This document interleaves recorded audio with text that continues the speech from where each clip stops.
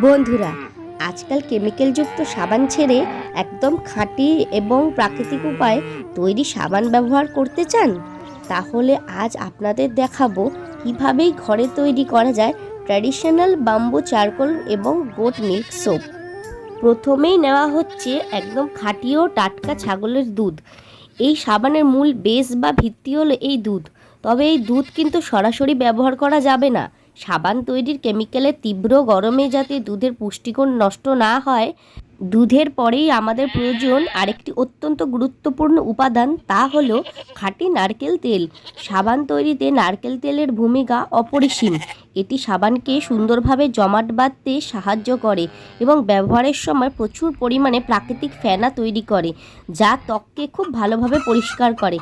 এবার আসি মূল আকর্ষণ বাম্বু চারকোলে। এর জন্য প্রথম পরিপক্ক পাহাড়ি বাঁশ বেছে নেওয়া হয়। তারপরে সেই বাঁশের টুকরোগুলোকে একটি বিশেষ ভাটায় প্রায় 800 থেকে 1000 ডিগ্রি সেলসিয়াসের উচ্চ তাপমাত্রায় বাতাস ছাড়া কয়েকদিন ধরে পোড়ানো হয়। এভাবে তৈরি হয় আসল অ্যাক্টিভেটেড চারকোল, যা ত্বকের গভীর থেকে ময়লা ও অতিরিক্ত তেল টেনে বের করতে ম্যাজিকের মতো কাজ করে। সবশেষে একে পিষে একদম মিহি পাউডার বানিয়ে নেওয়া হয়। এবার আমাদের সেই বরফ করা ছাগলের দুধ, খাঁটি নারকেল তেল এবং বাঁশ পোড়ানো চারকোল পাউডার একসাথে খুব ভালো করে মেশানো হয়।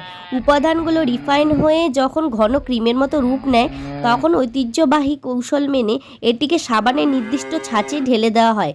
24 থেকে 48 ঘন্টার মধ্যে এটি জমে একটি শক্ত সাবানের বারে রূপ নেয়।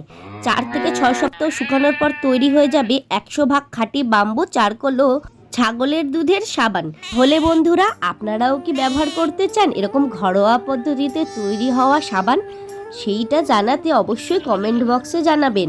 আর ভিডিওটি ভালো লাগলে অবশ্যই একটি লাইক এবং চ্যানেলটিতে সাবস্ক্রাইব করতে ভুলবেন না। ধন্যবাদ। আরও এরকম আকর্ষণীয় ভিডিও দেখার জন্য সঙ্গে থাকুন।